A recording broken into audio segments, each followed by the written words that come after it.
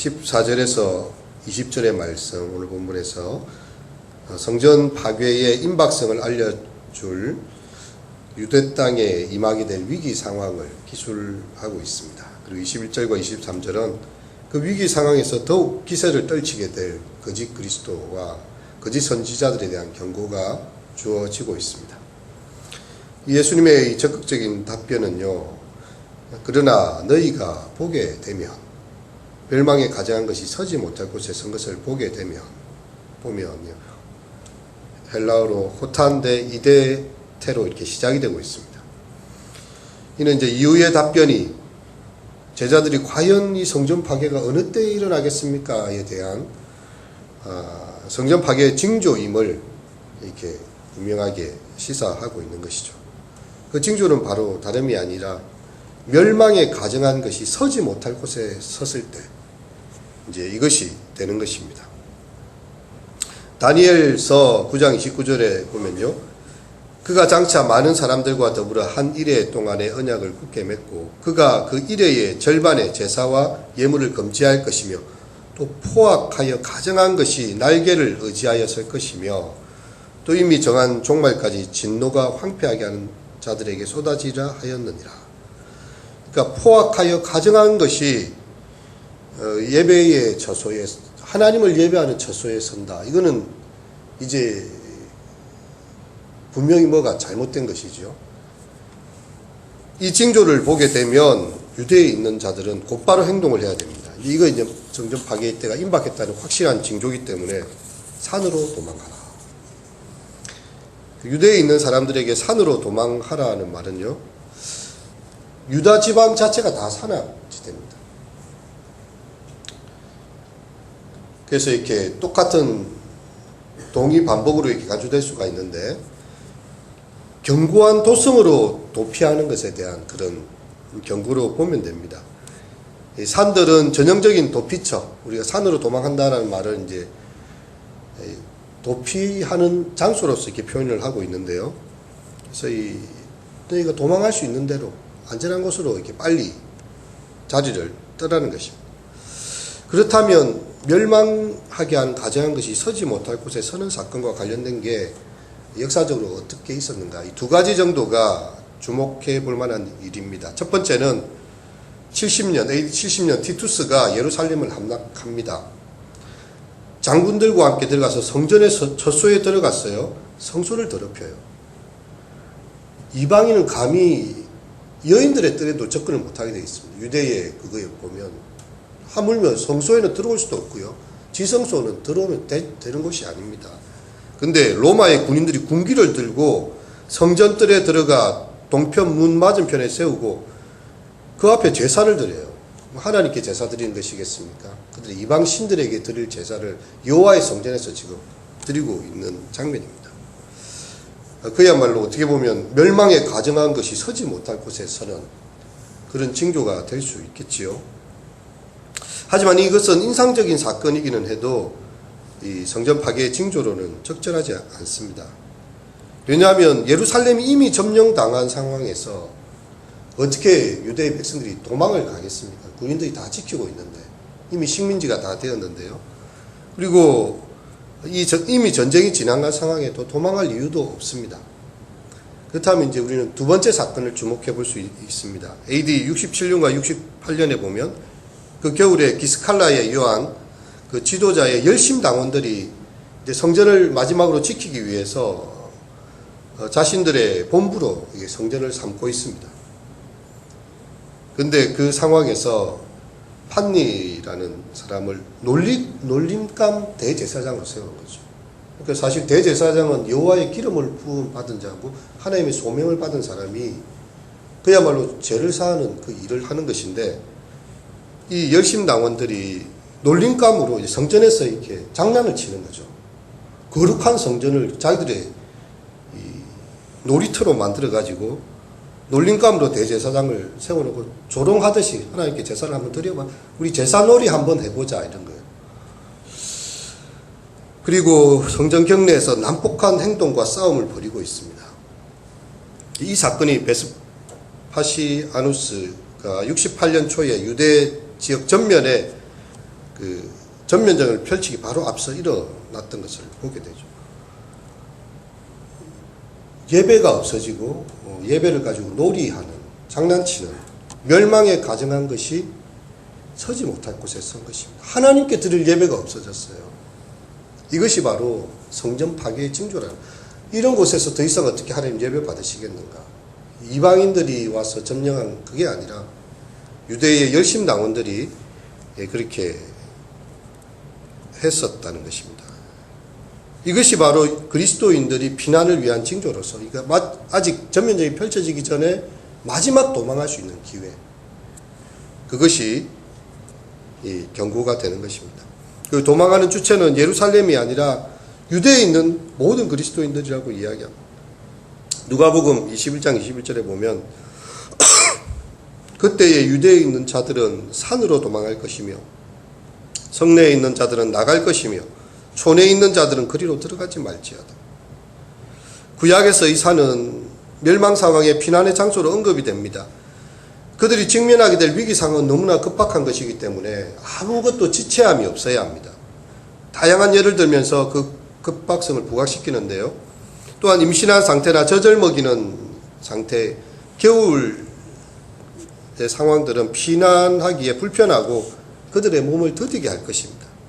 그래서 그 위기가 그러한 때에 일어나지 않도록 너희는 기도하라. 근데 지금 도망가야 되는데 지금 아기를 베고 있고 젖을 먹이고 있고 겨울이 되면 얼마나 견디기가 힘들겠느냐. 무엇을 가져오려고 집 안에 들어가지도 말아라. 그냥 산으로 바로 가야지. 집 안에 뭐 찾겠다고 하면 죽는다는 것입니다. 적시 옥의 계단을 통해서 바로 도피해야 된다. 무엇을 가져온다 해도 결코 도움이 되지 않는다. 겉옷을 길가에 벗어 놓았다고 해서 밭에 있는 사람이 또 길가로 또 찾아가다가 죽임을 당한다는 거죠. 그냥 버려놓고 바로 산으로 뛰어가라. 이 내용은요, 마가복음에서 잘 나오지 않지만 누가복음 17장 31절과 32절에 보면 이 롯의 아내를 생각하면서 이 본문을 적고 있습니다. 그날에 만일 사람이 지붕 위에 있고 그의 세간이 그 집에 있으면 그것을 가지려 내려갈지도 말 것이요 밭에 있는 자도 그와 같이 뒤로 돌이키지도 말 것이니라. 롯의 처를 생각하라. 여러분, 그 구약의 소돔 고모라의 불비가 유황비 내릴 때요, 지금 빨리 산으로 도망해야 되는데 결코 뒤를 돌아보지 말라는 것입니다. 잠시라도 지체함이 있어서는 안 된다. 미련 갖지 말고 생명이 사는 것으로 만족하고 다 도망가라고 천사들이 강제로 이끌어내는데 이 롯의 처는 지금까지 있었던 세간을 아무것도 가져오지 못하고 자기 아무것도 가지 못한 채 몸만 빠져나올 때요, 소돔성을 바라보다가 이렇게 소금 기둥이 되고 마는 것입니다. 그렇게 해서는 되지 않는다. 그 롯의 처의 이미지를 그대로 가져오고 있습니다. 시골에 사는 사람들도 두려움에 사로잡힙니다. 임신했거나 아이에게 젖 먹이는 여인들은 언제나 모든 재난의 가장 피해자가 되게 됩니다. 실제로 요세푸스는요, 히르카누 지하에 팔레스틴이 당한 고대 이란의 유목민이었던 파르터인의 침공에 대해서 다음과 같이 기술을 하고 있어요. 여인들이 어린아이를 끌어안고 흐느껴 울면서 조국과 포로가 된 가족들을 떠나 정처 없이 떠나는 모습을 보고 동정심을 느끼지 않은 사람은 없을 것이다.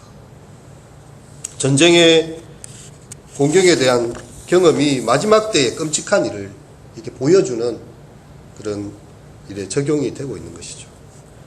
이 일이 겨울에 일어나지 않기를 기도하라. 하지만 이런 환난 가운데서도 선택된 하나님의 백성들을 향한 하나님의 자비가 또 있습니다. 하나님은 그 선택받은 자들을 구원하기 위해서 그날들 곧 환난의 시간을 단축하시기 때문입니다. 실제로 역사적으로도 예루살렘이 포위된 기간은 5개월 남짓되는 그나마 짧은 시간이었습니다. 이는 성전을 파괴하는 전쟁과 그 기간마저도 다 하나님의 주권하에서 다 조정이 되고 있는 것입니다. 그리고 하나님께서 그 육체를 하나님의 20절 만일 주께서 그 날들을 감하지 아니하셨더라면 모든 육체가 구원을 얻지 못하셨을 할 것이며 자기가 택하신 자들을 위해서 그 날들을 감하셨느니라. 하나님께서 그 육체의 구원을 이루어 주신다는 거죠. 하나님은 환난의 기간에 복음 전거를 위해서 목숨을 내놓기까지 인내하는 당신의 백성들을 반드시 구원해 내시고 모든 백성이 육체적으로 죽도록 내버려 두시지는 않는다. 그들 중에 어떤 이들은 육체적 생명을 보존하셔서 환난 이후에도 또 복음을 전할 수 있도록 그 사역을 예비하신다는 것입니다. 한편 이 마태복음을 살펴보면 우리가 마가를 보고 있지만 이러한 내용이요 제자를 파송하는 강화 말씀에서 이렇게 소개가 되고 있어요. 마태는 성전 파괴 상황과 제자 파송 강화 사이에 이것을 넣고 있습니다. 그러니까 이 제자들이 어려운 상황을 당하게 되겠지만 그 상황에서도 복음을 전해야 한다. 환난과 핍박 중에도 성도는 신앙 지켰네. 그로 인해서 적대자들로부터 미움과 고난을 받게 되지만 이 제자들이 끝까지 인내하면서 복음 전거를 하라는 그런 메시지 속에서 마태는 이야기를 하고 있는 것입니다. 마지막 가장 큰 공경에 처해서 우리에게 두 가지가 필요한데요. 즉 하나님께서 세상의 창조자였듯이 이 세상의 모든 역사를 주관하고 계신다. 그리고 자신의 백성들의 기도와 그 환난을 잊지 않고 있다는 것입니다. 그래서 기도하라. 이 일이 겨울에 일어나지 않도록 너희를 위해서 그 환난의 날을 생각하면서 기도하고 깨어 있으라는 하나의 메시지가 있는 것입니다. 그 두 번째는 우리가 이 악마적인 미혹들이 이런 상황들이 되었을 때에 그때에 여러 사람이 그리스도가 여기 있다. 그리스도가 저기 있다. 거짓 선지자들이 일어나서 각종 이적과 기사를 행하였어요.